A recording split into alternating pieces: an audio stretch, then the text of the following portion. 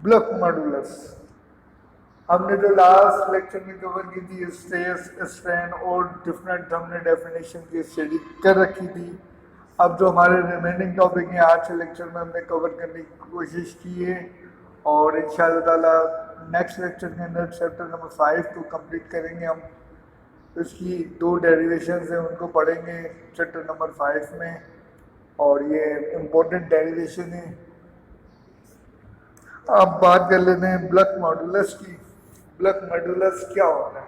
Young modulus आपने पढ़ा ही है, इसी तरह उसका थोड़ा सा अपोजिट ब्लॉक मॉडुलस है, उसको देखते हैं।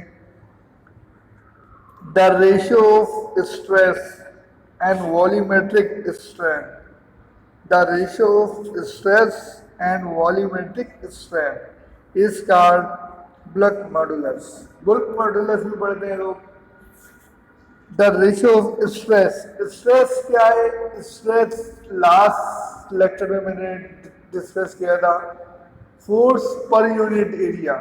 मैं आपको दोबारा बता रहा हूँ, stress force per unit area. किसी एरिया के ऊपर हम फोर्स लगा रहे हैं तो हम उसको डिफाइन करते हैं किसमें? स्ट्रेस।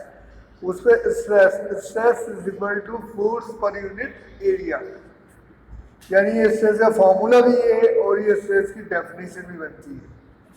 एंड वॉल्यूमेट्रिक स्ट्रेन, अब ये स्ट्रेन तो अपना बड़ा था, change in length, ratio between change in length and original length. Original length क्या है? कोई रॉड है, उसको हम हीटअप करते हैं किसी टेम्परेचर के ऊपर तो वो हमारे पास थोड़ी सी एक्सपेंशन के थ्रू बढ़ जाती है, बड़ी हो जाती है थोड़ी सी, यानी उसकी लेंथ में तब्दीली आ जाती है, लेंथ इंक्रीज करी जाती है, ये भी कह सकते हैं। उस इंक्रीज करी हुई लेंथ, सिलेंडर की जो लेंथ है उसको मेजरमेंट करें और जो इनिशियल में जो हमने सिलेंडर लिया था वो लेंथ, इन दोनों का रेशो निकालें तो वो वॉल्यूमेट्रिक स्ट्रेन। अब स्ट्रेस एंड वॉल्यूमेट्रिक स्ट्रेन इस काल पर बुल्क मॉडुलस, इन दोनों का रेशियो निकालना है। और करके देख लेते हैं। और में जो हमारे पास डेफिनेशन आ रही है, second definition, the ratio of stress to volumetric strain, the ratio of stress to volumetric strain is called Young modulus. ये हमारे पास यंग मॉडुलस की भी डेफिनेशन है। अरे यंग मॉडुलस और बुल्क मॉडुलस दोनों में फर्क क्या है ये आप बाद में आने वाले उसमें लेक्चर में कवर करेंगे। K is equal to stress upon volumetric strain. Bulk modulus को हम रिप्रेजेंट कर रहे हैं K से और stress upon volumetric strain mathematically. ये और करके जो इन्होंने जो डेफिनेशन दी है इसको देखना पड़ेगा। Where K is a Young modulus, यहाँ पे K है वो क्या है? Young modulus. स्ट्रेस होता है force per unit area, volumetric strain होता है change in volume, ratio between change in volume and original volume, यानी delta V upon V. Change in volume, वो जो सिलेंडर में हीटअप करने के बाद उसमें एक्सपेंशन आया है सिलेंडर में, यानी उसका वॉल्यूम जो चेंज हुआ है उसको आप ओरिजिनल वॉल्यूम से डिवाइड कर दें। Change in volume and original volume. अब इन दोनों के दरमियान देखें, एफ अपॉन ए डिवाइड यानी ratio delta V upon V. हम इसको इक्वेशन को ऐसे भी लिख सकते हैं आसानी के लिए, मैंने आपको बता दिया है। Force per unit area, force per unit area divided by delta V upon V. अब इसमें फोर्स पर यूनिट एरिया पहले था वो पहले लिख दिया हमने, फिर इस force per unit area ratio यानी डिवाइड के साइन को हमने इस तरह लगाया, डेल्टा वी अपॉन वी। मैं इसको और थोड़ा सा बड़ा करके भी बता देता हूँ कि देखें भाई, फोर्स पर यूनिट एरिया ये आ गया, फिर ये डिवाइड का साइन आ रहा है बीच में, इसको मैंने ऐसे लिख दिया और डेल्टा वी अपॉन वी आसानी के लिए, ताकि आपको आसानी से समझ में आ जाए कि ये वैल्यूज किस तरह सॉल्व हो रही है, यानी इनकी कैलकुलेशन किस तरीके से हो रही है।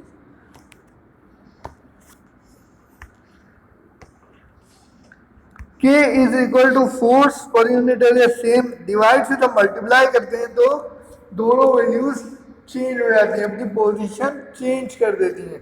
वैल्यूज चेंज नहीं होती हैं, अपनी पोजीशन को वो चेंज कर लेती हैं। यानी ऊपर वाली नीचे और नीचे वाली ऊपर आ जाती है। देखें वी नीचे था ऊपर आ गया, डेल्टा वी ऊपर था वो नीचे आ गया। अब दोनों मल्टीप्लाई के साइन में तो दोनों को मल्टीप्लाई कर देंगे, F V upon A delta V. The unit of bulk modulus is newton per metre square. यानी ये जो बल्क मॉडुलस का फॉर्मूला आ गया, और अगर इसकी बल्क मॉडुलस की यूनिट निकालनी है तो वो कैसे बनेगी भाई, ये v से और ये v, इन दोनों की जो यूनिट है वो तो कैंसिल हो जाएगी। f की यूनिट न्यूटन होती है और एरिया की यूनिट मीटर स्क्वायर होती है। तो बल्क मॉडुलस की जो यूनिट बनी वो बनी न्यूटन पर मीटर स्क्वायर। यहाँ ये यंग मॉडुलस की जो डेफिनेशन है, आप इसमें थोड़ी सी करेक्शन कर लें, स्लाइड के अंदर इसको रिमूव कर दें। यंग मॉडुलस की डेफिनेशन मैंने आपको लास्ट स्लाइड में भी लिखवाई भी है, बताई भी है। तो ये बल्क मॉडुलस वाली डेफिनेशन बाय मिस्टेक दोबारा लिख दी गई है और इसी में यंग मॉडुलस भी लिख दिया गया है। तो थोड़ा सा इसमें तब्दीली कर लें, इसमें चेंजिंग है। और सिर्फ बल्क मॉडुलस की डेफिनेशन लिखिए, the ratio of strength and volumetric strength is called bulk modulus. ये और करके दूसरी डेफिनेशन लिखने की जरूरत नहीं है। ये वाली लाइन को करेक्ट कर लें, कैंसिल कर दें और करके डेफिनेशन नहीं लिखेंगे आप। यानी आप ऊपर वाली डेफिनेशन लिखेंगे बल्क मॉडुलस की, और ये डायरेक्ट मैथमेटिकली फॉर्म लिख के कैलकुलेशन करके निकाल लेंगे इसकी यूनिट भी और फॉर्मूला भी। देखें स्ट्रेस, स्ट्रेस का जो फॉर्मूला होता है जो मैंने आज स्लाइड में दे दिया आपको। स्ट्रेस का जो सिंबल है, stress is equal to F upon A. F force, A area, force per unit area is known as stress.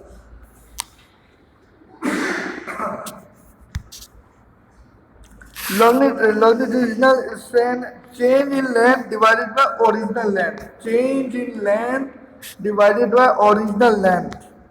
ये फॉर्मूला भी आपके पास गिवन है। अरे यहाँ जो बात हो रही है, यहाँ बात हो रही है वॉल्यूम की, बल्क मॉडुलस में जो बात होती है वॉल्यूम की बात हो रही है। और इस वॉल्यूम का भी फॉर्मूला दिया हुआ है, K is equal to F V upon A delta V. Delta V upon V change in volume, ratio between change in volume and original volume. Volumetric strain भी होता है। तो आप इस डायग्राम को भी समझें कि भाई हमारे क्यूबिकल बॉडी है, इसका वॉल्यूम जो है वो चेंज हो रहा है, हर तरफ से एरो बना दिए गए हैं। और ये फॉर्मूला है, ये फॉर्मूले को जब कैलकुलेशन करेंगे तो ये फाइनल फॉर्मूले का रिजल्ट आएगा और ये इसकी यूनिट आएगी।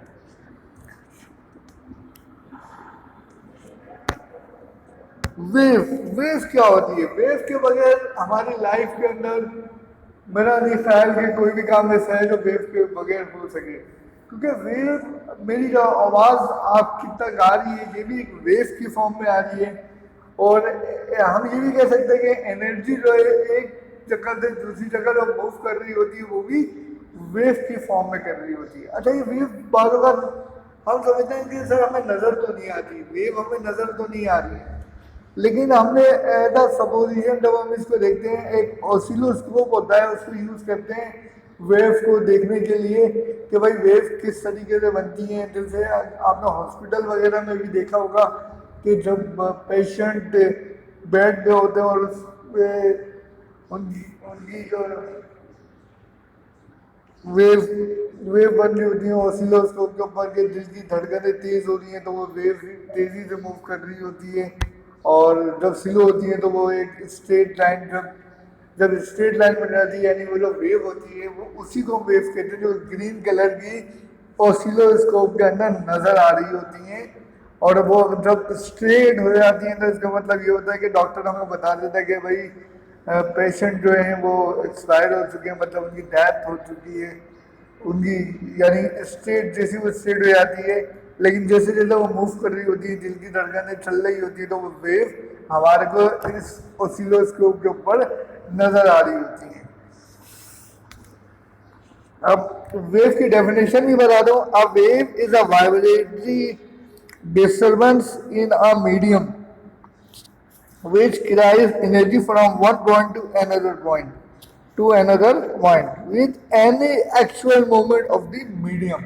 यानी वेव के थ्रू हम अपनी एनर्जी को, हम अपनी आवाज़ को एक पोजीशन से दूसरी पोजीशन तक पहुंचा सकते हैं। जैसे अगर हम किसी सेल फोन के ऊपर 2 पर्सन बात कर रहे हैं, अब एक जो है वो अलीगढ़ के अंदर ही मौजूद है, दूसरा वो किसी बैंक वगैरह में या कराची यूनिवर्सिटी में मौजूद है। अब वो दोनों में जो कोऑर्डिनेशन हो रही है वो with the helping of wave की सूरत में जो आवाज़ है वो कराची यूनिवर्सिटी में मौजूद जो भी आपके फ्रेंड हैं या दोस्त हैं XYZ जो भी हैं उन तक आवाज़ हमारी पहुँचती है। ये जो आवाज़ जो पहुँच रही है किस फॉर्म में होती है? वेव की फॉर्म में होती है। और देख लेते हैं ट्रैवलिंग डिस्टेंस वही डिस्टेंस की बात आ गई। Distance travelling distance that carries energy through matter and space waves transfer energy without transfers matter। अब इसके अंदर बहुत सारी वेव है। जैसे कि हम अगर अपने घर में देखना चाहें, एक पतीली के अंदर पानी जो है, पानी को हीटअप करना शुरू कर दें या किसी पतीली को हम खाली पतीली को हीट करने शुरू कर दें तो उसके अंदर से भी धुएं की सूरत में जो हमारे को जो नजर आ रही होती है चीज़ वो भी वेव्स होती हैं। और इसी तरह माइक्रोवेव ओवन यूज़ कर रहे होते हैं, हम सेलफोन यूज़ कर रहे हैं तो उसके अंदर वेव है। लैपटॉप वगैरह जो हैं वो यूज़ कर रहे हैं, वो भी वेव्स के थ्रू यूजिंग हो रही है। एवरीथिंग मेरा ख्याल है कि वेव ने हमें चारों तरफ से घेर रखा है। अगर किसी ने अपने घर में वाईफाई लगाया हुआ है तो वो भी वेव के थ्रू ही हमारे मोबाइल फ़ोन से कनेक्ट होते हैं। Wave are the mechanism by which energy is transformed from one point to another point। Wave के थ्रू हमारी जो आवाज़ है एक फॉर्म से दूसरी फॉर्म के अंदर मूव कर रही होती है। तो आपको गुजारिश ये है कि इसको सुनने कि भाई वेव क्या होती है। वेव जो होती है एनर्जी एक पॉइंट से दूसरी पॉइंट मूव होती है, उसको हम वेव कहते हैं। अब वेव होती कौन कौन सी है उसके बारे में पढ़ेंगे। ये देखें, पहले वेव के बारे में जान लेते कि ये वेव है क्या। लेट्स सपोज एक पर्सन यहाँ मौजूद है, उन्होंने यहाँ से खड़े होकर बात करी, कोई भी बात करी और दूसरा पर्सन यहाँ मौजूद है, तो वेव हमारी यहाँ तक पहुंची। तो ये जो वेव है इस फॉर्म में मूव करती भी जाएगी। ये जो वेव बनती है ऑसिलोस्कोप के ऊपर भी अगर आप देखें तो इसी तरह की वेव बनती हुई आपको नजर आएगी। और वेव चेंज भी होती हैं, यानी स्क्वायर वेव भी बनती हैं और डिफरेंट टाइप्स की वेव बनती हैं। तो ये जो वेव है, पहले आप इस वेव को डिस्कस करने के ये वेव है क्या। यहाँ से लगे यहाँ तक जो डिस्टेंस है इसका, इसको हम कहते हैं एम्पलीट्यूड, एंटीनोड। ये जो पॉइंट है हमारा एंटीनोड है। जिस पॉइंट पर अगर ये कोइंसाइड करिए इस पॉइंट पर, तो ये जो हमारा जो पॉइंट है ये क्या है हमारे पास नोड, ये हमारा नोड है। ये जो मैक्सिमम पॉइंट है जहाँ वेव मैक्सिमम होती है इस पॉइंट को हम कहते हैं एंटीनोड। यहाँ पर आके मिनिमम हो जाती है तो ये जो पॉइंट है ये हमारा नोड है। ये दोनों मैक्सिमम पॉइंट जो है इसकी जो लेंथ है यहाँ से लेके यहाँ तक जो लेंथ आ रही है इस लेंथ को हम क्या कहते हैं? वेव लेंथ कहते हैं। यानी दो मैक्सिमम पॉइंट के ऊपर जो डिस्प्लेसमेंट कवर किया है वेव ने, वो जो है हमारे पास उसको हम कहते हैं वेव लेंथ। अच्छा, ये मैक्सिमम पॉइंट एक क्रस्ट होता है, इसको हम क्रस्ट कहते हैं। और ये मिनिमम पॉइंट को हम ट्रफ भी कहते हैं। जो मिनिमम नीचे वाला पॉइंट है TROUGH, ट्रफ। इसी तरह सिमिलरली यहाँ से लेके यहाँ तक तो मैक्सिमम पॉइंट है वेव का, ये वेव लेंथ है। नीचे मेरा पॉइंटर नहीं आ रहा, वरना मैं आपको बताता। नीचे लिखा हुआ है ट्रफ के नीचे एक ग्रीन कलर से लिखा है वेव लेंथ, यानी मिनिमम पॉइंट है। एक होता है मैक्सिमम पॉइंट, एक दूसरा होता है मिनिमम। अच्छा, ये जो ऊपर वाला हिस्सा है, ये जो ऊपर वाला हिस्सा है, यानी जो वेवलेंथ ऊपर वाली जो बन रही है, ये वो फेज वन है। फेज वन क्या होता है? जीरो से स्टार्ट होता है, ये जीरो से, अगर आप यहाँ डी रखें, ये जीरो से स्टार्ट होगा और ये स्ट्रेट चल जाएगा, ये 180 डिग्री। 180 डिग्री, अगर वेव 180 डिग्री के अंदर आ रही है तो वो फेज वन के अंदर आ रही है। 180 डिग्री तक भी फेज वन तक है। जैसे ही वो वेव 181 कर जाएगी, मतलब नीचे की तरफ आएगी, तो डबल फेज हो जाएगी, टू फेज। इन टू फेज, वो टू फेज के फेज होगी वेव। वन फेज में क्या होगा? वन फेज के अंदर ये होगा जो हमारे पास वेव है वो सिंगल सिंगल फेज है, और ये डबल फेज, ये भी आपको मालूम होना चाहिए। यहाँ से लेके यहाँ तक जो पॉइंट है वो एम्पलीट्यूड है, यहाँ से नीचे जो एरो आ रहा है हमारे पास एम्पलीट्यूड है। इसकी भी डेफिनेशन मैंने बताई है लेक्चर के अंदर, ताकि आपको मालूम रहे कि भाई वेव क्या होती है, वेवलेंथ क्या होती है, फ्रीक्वेंसी क्या होती है। टाइप्स ऑफ वेव, वेव की टाइप्स की बात कर लेते हैं। Wave of types, mechanical wave, mechanical wave पहली टाइप कौन सी? Mechanical wave. दूसरी जो हमारे पास टाइप्स आ रही है वो आ रही है electromagnetic wave, electromagnetic wave. Third जो हमारे पास टाइप्स आ रही है वो आ रही है मैटर वेव। अरे ये टाइप्स मैकेनिकल वेव कौन सी होती हैं, इलेक्ट्रोमैग्नेटिक वेव कौन सी होती हैं, और मैटर वेव कौन सी होती हैं, इसको हम डिस्कस करेंगे नेक्स्ट स्लाइड्स के अंदर। एक डायग्राम आपके पास शो कर दी गई है। अगर आप वीडियो को पॉज करें और पॉज करने के बाद इस डायग्राम को समझने की कोशिश करेंगे, भाई ये डायग्राम क्या कह रही है, वेवलेंथ क्या होती है वो आप देखिए इसके अंदर, पीक पॉइंट ट्रफ क्या होता है, और ये वेव बनी कैसे, speed of wave moving outward. ये वेव बनी हुई आपको नजर आ रही है, आप इसको समझे डायग्राम को, ताकि आपको मालूम हो कि वेव क्या होती है। टाइप्स हो गई है वेव की, डिस्कस करते हैं हम कमिंग स्लाइड्स के अंदर। मैकेनिकल वेव, मैकेनिकल वेव कौन सी वेव होती है? मैकेनिकल वेव उन वेव्स को कहते हैं, पहले डेफिनेशन को डिस्कस करते हैं, जो जिनको मीडियम दरकार हो। मैकेनिकल वेव को मीडियम दरकार होना चाहिए। अब मीडियम क्या होता है वो मैं आपको बताता हूँ। पहले डेफिनेशन को रीड करते हैं। The wave which depend upon the medium, the wave which depend upon the medium are called mechanical wave. The wave which depend upon the medium, वो वेव जिनको मीडियम रिक्वायर्ड हो, मीडियम दरकार हो, are called mechanical wave. उन wave को हम mechanical wave कहते हैं। For example matter wave, matter wave, matter wave कौन सी है? For example matter wave, sorry water wave, sorry water wave. Water wave को मीडियम दरकार होता है, यानी कोई किसी न किसी जगह पे किसी न किसी पोजीशन में वो बेहतर आपको नजर के आ रहा होता है। यानी अगर हम उसको वहां पर ब्रेक कर देंगे पानी को तो वो आगे नहीं बढ़ेगा, यानी मीडियम ही नहीं है उसके पास। अगर मीडियम ही नहीं है, लेट सपोज मेरे पास 5 लीटर पानी है, मेरे पास जो बोतल है वो 3 लीटर की है।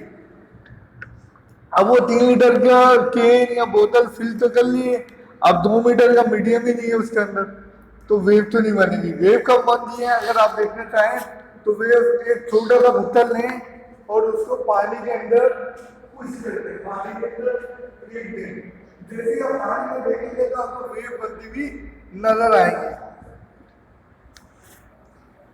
साउंड वेव, साउंड वेव को भी मीडियम दरकार है। अगर आप बगैर विदाउट मीडियम बात करें तो साउंड वेव मूव नहीं करती हैं, क्योंकि साउंड वेव जो होती है वैक्यूम में नहीं जा सकती, क्योंकि वैक्यूम में मीडियम नहीं है। जब मीडियम ही नहीं है तो वो वेव हमारे पास नहीं।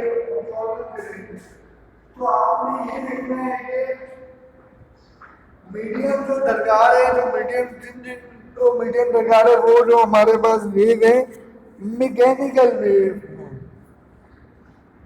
Wave on vibratory string and compression in spring. अब ये कब होगा, ये आपको कैसे पता कि भाई वाइब्रेटिंग स्ट्रिंग क्या होती है, तो मैं आपको हुक्स लॉ का एक्सपेरिमेंट करवाऊंगा, उसमें मैं आपको ये समझा दूंगा कि भाई ये किस तरीके से स्प्रिंग के अंदर वेव्स जनरेट होती हैं, प्रोड्यूस होती हैं। अब आप देख लें एक और एग्जाम्पल है हमारे पास, एग्जाम्पल ऑफ वेव। ये सब वेव की एग्जाम्पल हैं। लाइट जो है वो भी हमारे पास प्रिज्म के अंदर, इस प्रिज्म के अंदर से इंसिडेंट करने के बाद जब निकलेगी तो वो अपने कंपोनेंट में तहलील हो गई हैं। लाइट जो है उसका कोई कलर आपको नजर नहीं आ रहा, आप समझते हैं कि लाइट एक ही कलर की है, लेकिन जब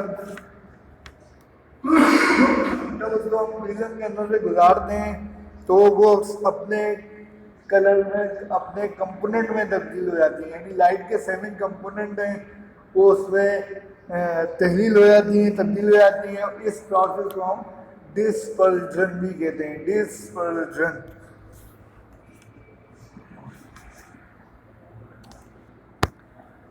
इलेक्ट्रोमैग्नेटिक वेव, इलेक्ट्रोमैग्नेटिक वेव कौन सी होती है? अभी मैटर वेव तो हमने डिस्कस कर ली कि भाई मैटर वेव को मीडियम दरकार होता है। जैसे कि फोन पे बात कर रहे हैं तो हमारी आवाज एक मीडियम से दूसरी जगह मूव कर रही है, लेकिन मीडियम तो दरकार है। आप मेरे सामने, आप मेरे स्टूडेंट है, आप मेरे सामने बैठे हुए हैं, तो मैं आपको पढ़ा रहा हूँ, तो हमारे बीच में एक मीडियम दरकार है। और अगर हम कहीं एक पर्सन को वैक्यूम में बिठा दें और खुद यहाँ से उससे बात करने की कोशिश करें, तो वहां तक हमारी आवाज पहुंच ही नहीं पाएगी। जब हमारी आवाज वहां पहुंच ही नहीं पाएगी तो इसका मतलब ये हुआ कि साउंड वेव्स को मीडियम दरकार होता है। इलेक्ट्रोमैग्नेटिक वेव, इलेक्ट्रोमैग्नेटिक वेव कौन सी होती है इसको डिस्कस कर लेते हैं। The wave is independent of medium, the wave is independent of medium and variation of electric and magnetic field. Electric and magnetic field in nature are called electromagnetic waves. उन wave, वो wave, the wave is independent of medium, जो independent of medium यानी medium पर depend नहीं कर रही हो, and variation of electric and magnetic field in nature are called electromagnetic waves. Example देखते हैं इसकी। Light wave. अब आप देखेंगे वैक्यूम की जब हम बात कर रहे थे कि वैक्यूम में आवाज तो नहीं आती, यानी वैक्यूम में मीडियम नहीं है, तो सॉरी मीडियम दरकार है। अगर मीडियम दरकार है लेकिन वहाँ हमारी आवाज नहीं पहुंच रही थी, तो वो हमने क्या हमने पोजीशन चेंज कर दी उसकी। हमने बात करी कि भाई ये हमारी मैटर वेव है। मैटर वेव के अंदर वो चीजें आती हैं जिनके अंदर मीडियम दरकार हो। अब वैक्यूम में मीडियम तो है नहीं, तो वहां तक हमारी आवाज जाती नहीं है। जब हमारी आवाज ही नहीं आती तो हमने बात करी किसकी, हमने मैटर वेव की बात करी कि वो आवाज, वो वेव जिनको मीडियम दरकार होता है। अब लाइट वेव जो है हमारे पास वो इलेक्ट्रोमैग्नेटिक वेव है, यानी इनको मीडियम दरकार नहीं होता है। मीडियम हो the wave which independent of medium, जो इंडिपेंडेंट ऑफ मीडियम के ऊपर, तो वो वेव को हम लाइट वेव कहते हैं। यानी लाइट जो है सूरज से निकल के हमारे तक आ रही है, तो वो हमारे पास किस में आ रही है, वो मीडियम पर इंडिपेंडेंट है। अगर वो मीडियम पर डिपेंड कर रही होती तो लाइट यहाँ तक आती नहीं, क्योंकि बीच में वैक्यूम है, वैक्यूम से कैसे आती।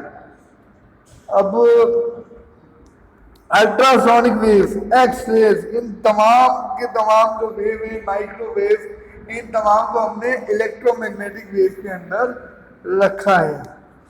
आप देख लें आपके सामने बेहतरीन एग्जाम्पल भी दी हुई है। लैपटॉप है, एलईडी है, मोबाइल फोन यूज करा हुआ है, ओवन, माइक्रोवेव ओवन मौजूद है। ये सारी चीज़ें जो हम डेली रूटीन की लाइफ में यूज करते हैं, ये इनकी जो वेव होती हैं, इन वेव्स को हम इलेक्ट्रोमैग्नेटिक वेव कहते हैं।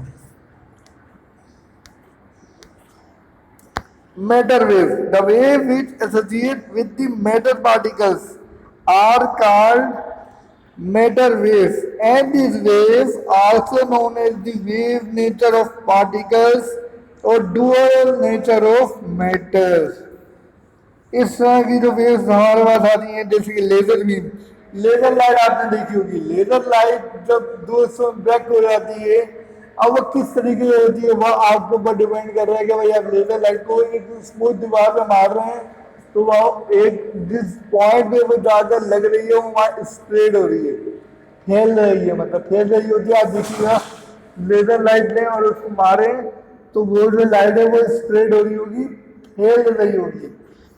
मेटर वेव होती है लेजर लाइट। अब देखिए यहाँ दो दो दो पार्टीशन हो गए हैं इसके वेव के, इसको हम मेटर वेव भी कहते हैं। Types of mechanical wave, mechanical wave की जो टाइप्स हैं, टाइप्स टाइप्स को हमने डिस्कस नहीं किया था। Mechanical wave further classified into two types, transfer wave and longitudinal wave. अब ये ट्रांसफर वेव कौन सी होती है, टाइप्स की बात कर रहे हैं हम।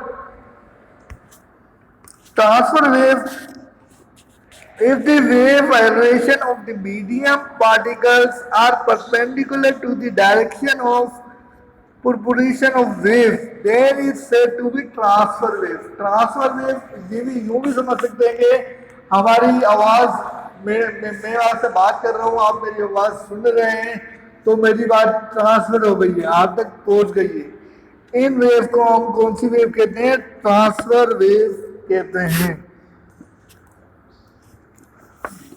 ट्रस्ट ये देखें, यहाँ से हमने वेव मूव करना शुरू हुई, ट्रस्ट क्रस्ट, ये क्रस्ट से क्रस्ट तक जो पॉइंट है हमारा, इसकी जो लेंथ है इसको हम कहते हैं वेव लेंथ, और यहाँ से लेके यहाँ तक का जो डिस्टेंस है यानी फासला है इसको हम कहते हैं एम्पलीट्यूड। इस वेव को हम ट्रांसफर वेव कहते हैं, जो एक पोजीशन से दूसरी पोजीशन में मूव कर जाती हैं। Longitudinal waves, if the vibration of medium particle in the direction of propagation of wave, then wave is said to be longitudinal wave। कौन सी वेव है भाई, अगेन एक डेफिनेशन दी हुई है। ये और का मतलब ये होता है कि एग्जाम में आपको जो आसान डेफिनेशन लग रही है, जैसे आप समझ में नहीं आया और किसी ने लेक्चर मेरा जो है वो सिर्फ कॉपी कर लिया, आवाज़ नहीं आ रही, लेकिन ऐसी प्रॉब्लम होती नहीं है, तो आप दोनों में से कोई एक डेफिनेशन आसानी से लिख लें। अगर शॉर्ट टाइम है तो यही लिख लें, और अगर आप आसानी पेपर को टाइम है मौजूद है आपके पास तो आप ये लिख लें, दोनों से मार्क्स मिल जाएंगे। और का मतलब होता है या तो आप पहली वाली लिख लें या तो आप दूसरी वाली लिख लें। अब इसके अंदर जो डेफिनेशन लिखी गई है इसमें कुछ वर्ड यूज हुए होंगे। वेव के अंदर अगर कहीं लिखा है कंप्रेशन, कंप्रेशन का मतलब है कंप्रेस, कंप्रेस से निकला कंप्रेशन एंड रिफ्लेक्शन। रिफ्लेक्शन क्या, वेव थोड़ी दूर दूर होना शुरू हो गई, इस तरह की वेव को हम कहते हैं लॉन्गिट्यूडिनल वेव। ये भी कौन सी वेव है, longitudinal wave. This wave travel in the form of compression and reflection. Reflection, compression and reflection, wavelength, the distant point in a wave which are in the same phase of vibration, in the same phase of vibration is called wavelength। मैंने आपको बताया diagram में, previous slide के अंदर भी मैं बता चुका हूँ कि वेवलेंथ क्या होती है। दो क्रस्ट के दरमियान, क्रस्ट जो वेव का ऊपर वाला मैक्सिमम पॉइंट होता है उसको हम कहते हैं क्रस्ट। क्रस्ट का एक पॉइंट और दूसरा पॉइंट, इन दोनों के दरमियान जो लेंथ है उसको हम कहते हैं वेव लेंथ। टाइम पीरियड क्या है कि भाई time period, time taking to complete one vibration is called time period. जो वेव अपना एक साइकिल कंप्लीट कर रही है वो सब टाइम पीरियड होगा कि भाई वेव इतने टाइम में अपना एक चक्कर या एक साइकिल कंप्लीट करती है। Frequency, the number of vibration complete in 1 second is called frequency of the wave। Frequency की जो यूनिट है हमारे पास, ऐसा यूनिट वो हर्ट्ज है, HERTZ, हर्ट्ज। हम देख लेते हैं हमारा लेक्चर नंबर 12 है। वेलोसिटी ऑफ वेव, वेव की वेलोसिटी, वेव वेलोसिटी कैसे मालूम होगी या इसकी डेफिनेशन क्या होती है, the distance travel by a wave in 1 second, the distance travel by a wave in 1 second is called velocity of the wave. मैंने तमाम की डेफिनेशन अलग अलग इसलिए लिख के बताई है कि ये time period, frequency, velocity of wave, इस तरह की डेफिनेशन पूछी जाती है कोई 5, और एक एक नंबर की एक डेफिनेशन होती है, ये आपने लिखनी होंगी ताकि आपको कंप्लीट मार्क्स मिल सकें। Particle velocity, the velocity of the particle is executing called particle velocity. Sound wave. Sound wave of all the mechanical waves that occur in nature. The most important our everyday are longitudinal waves in a medium, usually air called sound wave. और करके को definition है, sound wave may be defined as physical gases which enable us to have sensation of hitting.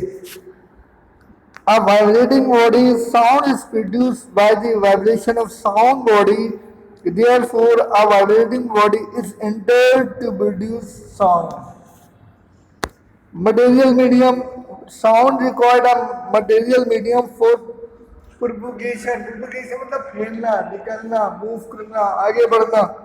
If there is no material medium between 2 points as in vacuum, sound can not travel fast 1 point to another point.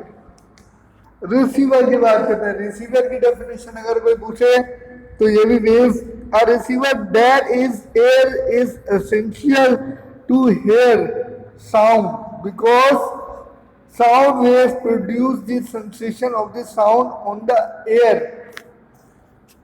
Therefore, a receiver of the sound wave is also essential. ये दो तीन line की definition से आपने ये लिखनी होगी, याद करके इसको समझ लें। अगेन मैंने रिपीट कर दिए वेव की फॉर्म ताकि आप और अच्छी तरीके से समझ लें। ये हमारे पास वेव बनी हुई आ रही है, देखिए ये वेव बनी है, वेव इस तरीके से बनती है। अब इसकी जो मैक्सिमम पॉइंट मैंने बताया थे जो क्रस्ट हैं, इनकी यहाँ से लेके यहाँ तक जो मैक्सिमम पॉइंट जो बैंड हो रहे हैं ये वेवलेंथ होती है। इस मैक्सिमम पॉइंट को, इस मैक्सिमम पॉइंट को हम क्रस्ट कहते हैं, और नीचे वाले पॉइंट को हम ट्रफ कहते हैं। जैसे मैं यहाँ लिखा हुआ है movement of water molecule, water के मॉलिक्यूल जब मूव करते हैं ना वो इस फॉर्म में आपको नजर के आ रहा होता है कि इस तरीके से वेव कर रहे हैं, और यहाँ से यहाँ तक इसका एम्पलीट्यूड है। योर असाइनमेंट, आपके जो लेक्चर के जो असाइनमेंट्स हैं उनको आप देखें, कवर करें। डिफाइन बुल्क मॉडुलस, आपने इन वर्ड्स, आपने अपने वर्ड्स में बुल्क मॉडुलस को डिफाइन करना है, या फिर जो मैंने डेफिनेशन दी है उसको याद करें, और फिर मुझे उसका ऑन लेक्चर, पूरा एक लेक्चर की जो जो बातें पूछी गई हैं असाइनमेंट्स के अंदर वो डिटेल में डिस्कस करके बताएं। वेव क्या होती है, वेव के बारे में, how know what is wave, wave होती क्या है। एनर्जी एक पॉइंट से दूसरे पॉइंट में मूव करती हुई जा रही है, वो वेव फॉर्म में होती है। लेकिन वेव क्या, वेव की इसके अलावा कोई डेफिनेशन अगर बन सकती है तो आप लिख के बताएं। सिमिलरली प्रोसेस मेटल वेव कौन सी होती है उसके बारे में बताएं। टाइप्स ऑफ मैकेनिकल वेव्स वो लिख के बताएं। लॉन्गिट्यूडिनल वेव कौन सी होती है। Thank you very much. इस अपने बन के साथ अपना बहुत बहुत खास ख्याल रखिएगा। मैं आपका अप्लाइड फिजिक्स का टीचर मिस्टर मोहम्मद एराज खान आपको अल्लाह हाफिज़ करता हूँ। अल्लाह हाफिज़।